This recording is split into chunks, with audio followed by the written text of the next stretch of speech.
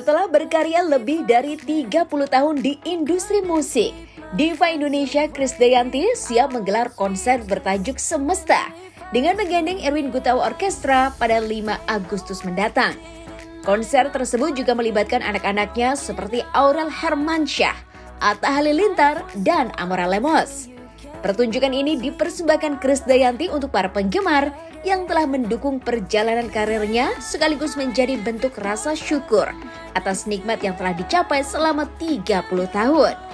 Lantas bagaimana persiapan Krisdayanti jelang konsernya mendatang?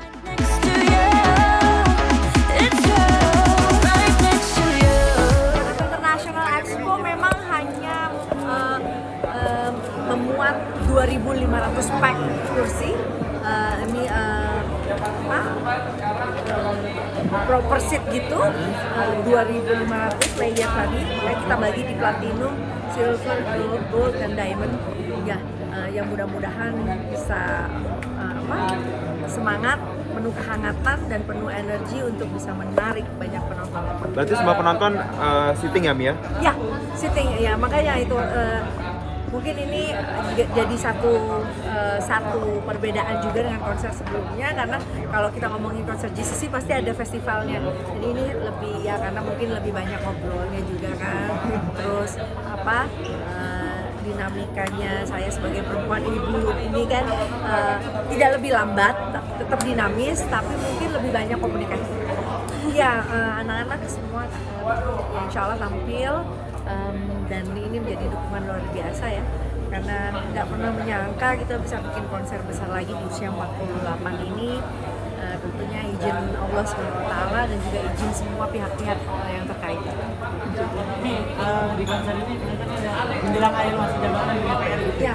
Ini terus konser gitu, nggak takut nantinya dicap orang kayak kinerja di DPR nggak kelihatan malah menunjukkan sisi kinerja. Ya, sesuai peraturan Undang-Undang Nomor 17 tahun 2014 tentang DPR dan DPR RI, bahwa semua usaha yang dilakukan oleh anggota MPR dan DPR RI tidak boleh yang memiliki unsur kesamaan dan menimbulkan konflik. Jadi memang saya sampai sekarang tercatat sebagai anggota dan juga sebagai penyanyi aktif masih, dan itu juga yang satu mendasari bahwa Trisakti Bung Karno juga berpribadian dalam kebudayaan. Karena itulah saya berangkat dari Partai PDI Perjuangan yang pernah mengizinkan saya untuk bisa solid sebagai penyanyi, tapi tidak mengganggu kebijakan-kebijakan pemerintah. Artinya konsernya nanti akan dilakukan di masa reses ya. Mas-mas, mbak-mbak, konser ini kami akan tutup sidang di tanggal 16 Juli dan akan buka sidang lagi di tanggal 15 Agustus pidato presiden. Jadi 5 Agustus ini kami pilih di weekend, memang di saat reses, dan saya akan tetap turun reses juga nanti di bulan Agustus. Ya, enggak sama sekali ya, artinya memang tugas kami di DPR RI kan kolektif kolegia. Dan kami juga sudah menyelesaikan satu undang-undang kesehatan yang cukup penting, walaupun belum disahkan, tapi tetap kami selesaikan ya tugas-tugas di komisi. Dan saya juga konser ini atas izin fraksi kami. Ada lima segmen utama.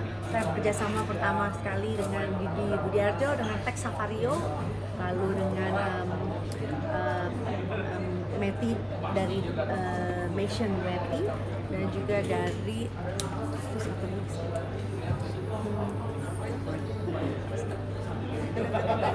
ada lima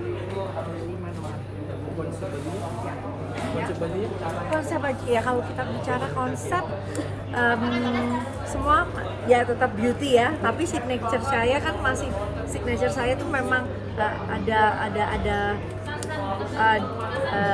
ada boyishnya juga gitu, seperti misalkan jumpsuit masih tetap saya pilih gitu ya. Terus kalau bicara glamour ya tetap nggak bisa hilang gitu ya, kesan itu.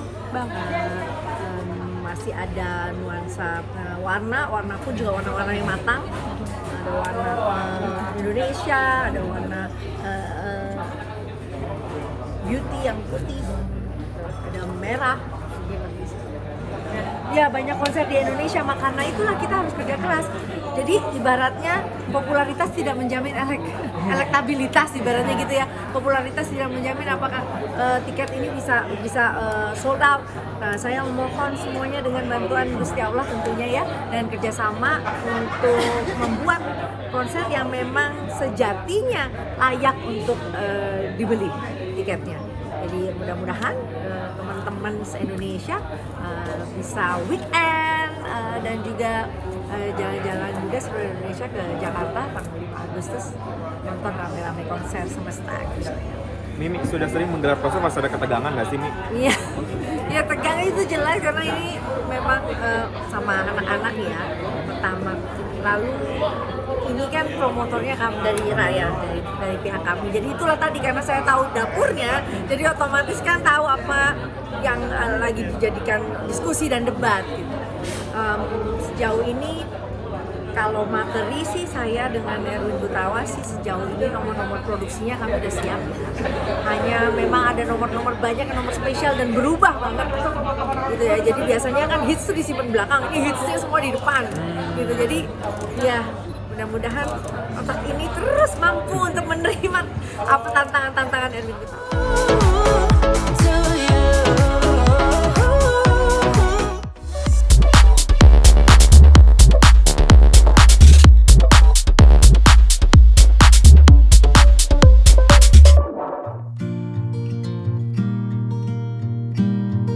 Putri tunggal dari pasangan Atta Halilintar dan Aurel Hermansyah, Aminah Hana Nur Atta, atau yang kerap disapa Aminah, kini sudah mulai bersekolah.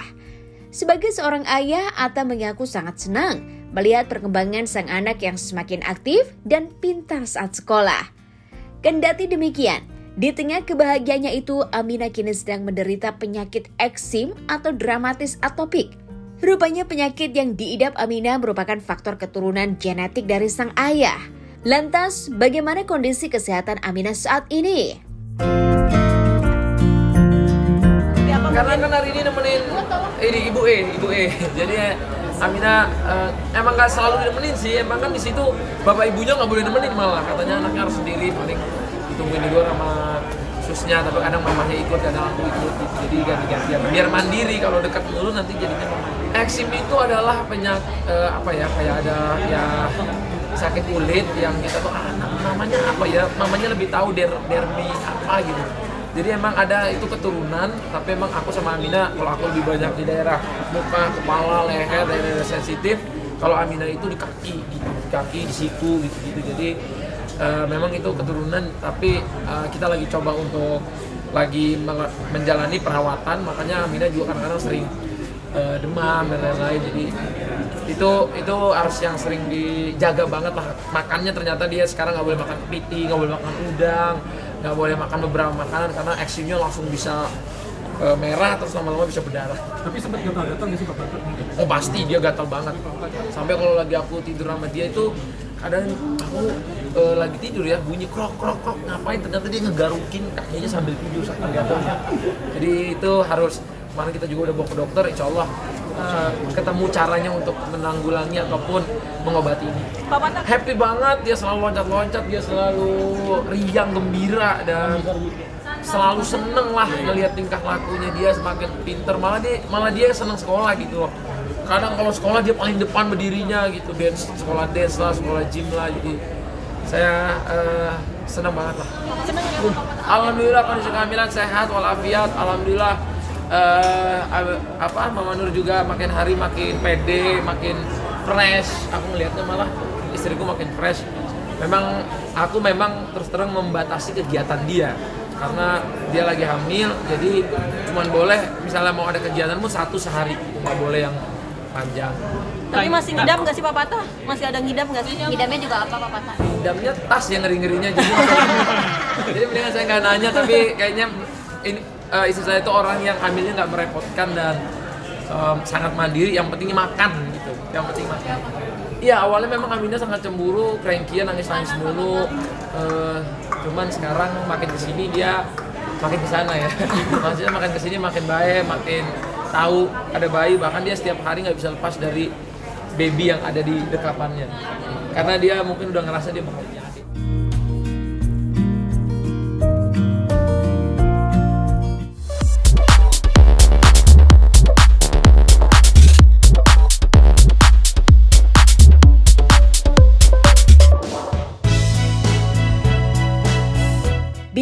soal kecantikan, aktris sinetron Nia Ramadhani memang tak ada habisnya. Istri dari Ardi Bakri itu tetap menjaga bentuk tubuh dan kecantikan wajahnya meski sudah mempunyai 3 anak. Meski sudah menginjak usia 33 tahun, Nia tak segan-segan tampil seperti boneka Barbie yang dibalut dengan warna pink magenta. Bahkan ketika sedang bersama anak sulungnya yang bernama Mikaela, tak jarang dirinya kerap disebut kakak beradik. Lantas bagaimana cara Nia Ramadhani menjaga bentuk tubuh dan kecantikan wajahnya? Hari ini ada acara namanya Bling Barbie. Udah gitu terus ya udah, jadi tadi sharing-sharing tentang pengalaman selama di Bling Beauty seperti apa, terus treatment apa yang aku suka, dan juga semacam mini talk show. Awet muda juga. Sebenarnya sih kalau aku juga nggak tahu aku awet muda atau enggak sih, tapi yang jelas gimana cara menjaganya, yaitu kita harus terus happy. Saat kita bahagia terus pasti juga kepancar ke muka. Terus juga mungkin yang harus lebih diperhatikan adalah dari kehidupan lifestyle. Kalau sekarang sih aku olahraganya alhamdulillah terus-terusan gitu, dan kalau misalkan treatment seperti ini mungkin penambah ya, karena yang awal di depan itu kalau kita nggak happy dan kita nggak lifestyle-nya nggak bagus juga kayaknya mau pakai treatment apa juga kurang berhasil. Menurut aku buat semua perempuan itu sangat penting, apalagi perempuan yang sudah mempunyai rumah tangga, yang sudah mempunyai suami, dan lebih penting lagi setelah mereka sudah punya anak.